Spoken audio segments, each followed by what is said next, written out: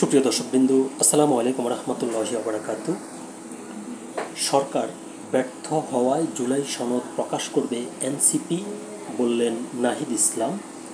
এই শিরোনামে দৈনিক ইত্তেফাক পত্রিকায় একটি খবর প্রকাশিত হয়েছে। সরকার জুলাই ঘোষণাপত্র দিতে ব্যর্থ হওয়ায় জাতীয় নাগরিক পার্টি এনসিপি এবার নিজেরাই ওই ঘোষণাপত্র প্রকাশ করবে বলে জানিয়েছেন দলটির আহ্বায়ক নাহিদ ইসলাম। রোববার সকালে ঢাকায় এনসিপি কার্যালয়ে অনুষ্ঠিত সংবাদ সম্মেলনে এই ঘোষণা দেন তিনি। গত বছরের জুলাইয়ে অনুষ্ঠিত গণ অভ্যুত্থানের 1 বছর পূর্তি উপলক্ষে মাসব্যাপী কর্মসূচি ঘোষণার সময় নাহিদ বলেন, 30 দিনের সময়সীমা পেরিয়ে গেছে, সরকার কোনো ঘোষণা দেয়নি। এখন এনসিপি জুলাই সনদ প্রকাশ করবে। তিনি জানান, 1 জুলাই শহীদ আবু সাঈদের কবর জিয়ারতের মধ্য দিয়ে জুলাই পদযাত্রা কর্মসূচির সূচনা হবে। 30 জুলাই পর্যন্ত সারা দেশে এই কর্মসূচি চলবে। শহীদ ও আহতদের পরিবারের সঙ্গে দেখা করে তাদের অভিজ্ঞতা শুনবেন দলের নেতারা।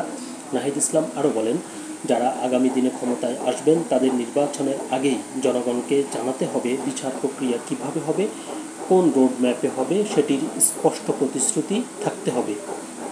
এ সময় ঐকমত্য কমিশনের চেয়ারম্যান অধ্যাপক আলী রিয়াজ জানান, সংস্কারের যাত্রা একসময় আশাব্যঞ্জক ছিল, কিন্তু বাস্তবতায় কিছুটা পিছিয়ে পড়েছি। তিনি আরও জানান, শহীদ আবু সাঈদের শাহাদাত বার্ষিকীতে জুলাই সনদ প্রকাশের পরিকল্পনা থাকলেও তা সম্ভব হচ্ছে না। তবে জুলাই মাসেই ঘোষণাপত্র প্রকাশের প্রস্তুতি নেওয়া হচ্ছে।